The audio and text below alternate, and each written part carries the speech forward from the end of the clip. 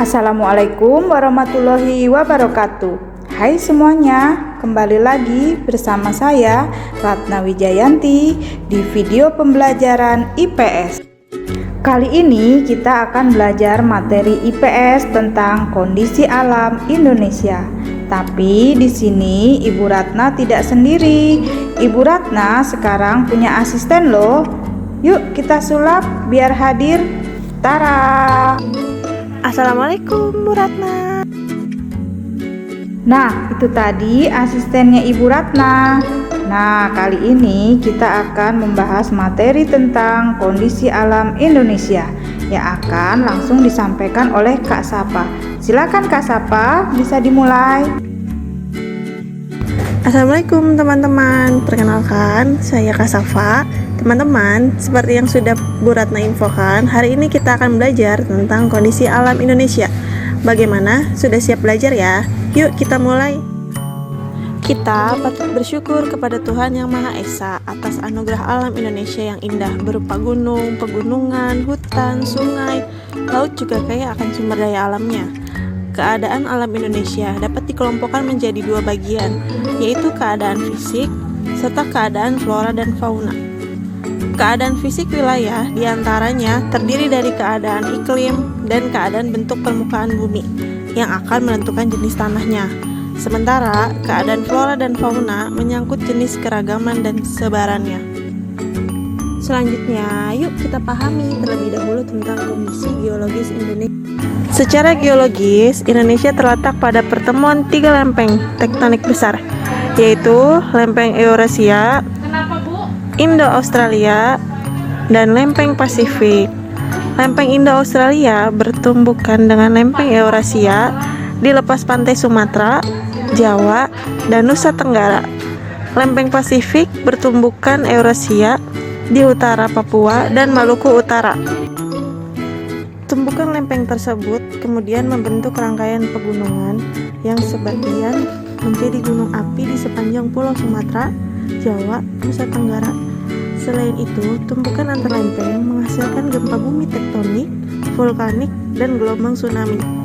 Gempa bumi bisa terjadi karena lempeng saling bertumbukan sehingga menghasilkan getaran sampai ke permukaan bumi.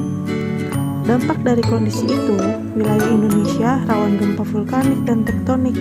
Terdapat banyak gunung api, tanahnya subur, kekayaan laut yang melimpah, dan kaya akan bahan tambang.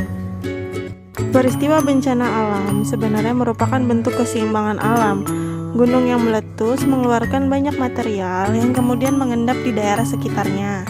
Material tersebut kemudian meremajakan tanah yang telah berkurang kesuburannya karena pengikisan atau erosi.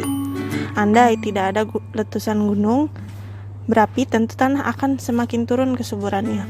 Yang perlu kita lakukan adalah berupaya menghindari bencana dengan melakukan persiapan jika bencana terjadi. Bencana alam juga bisa merupakan teguran agar kita semua ingat kembali pada Tuhan Yang Maha Esa.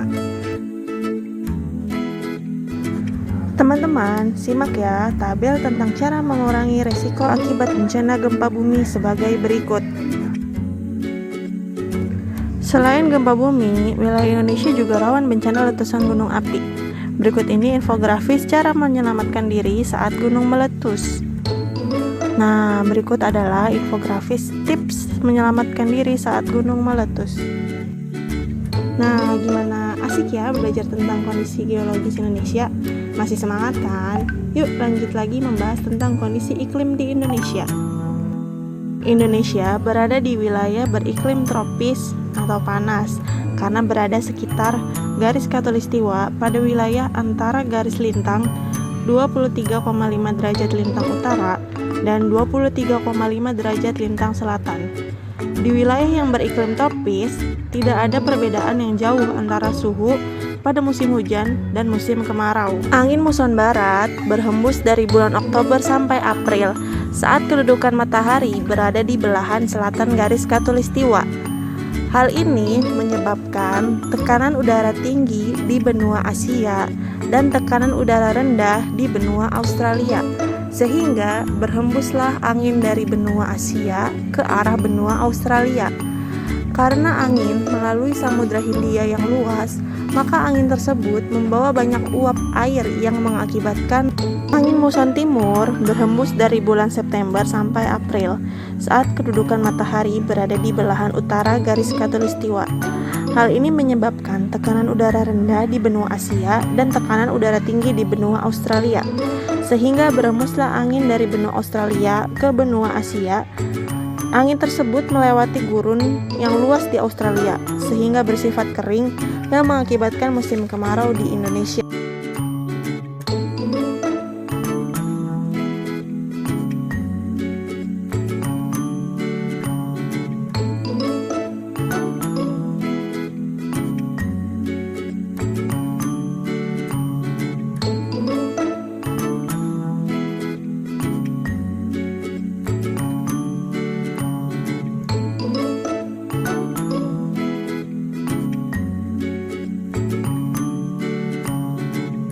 Terima kasih Kak Sapa.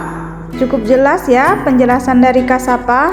Nah, jadi dengan mempelajari kondisi geologis dan iklim di Indonesia, kalian dapat memahami sekaligus mengelola potensi berdasarkan kondisi alam Indonesia, dan supaya kalian waspada dari risiko bencana alam dan sumber daya alam, kita tetap lestari.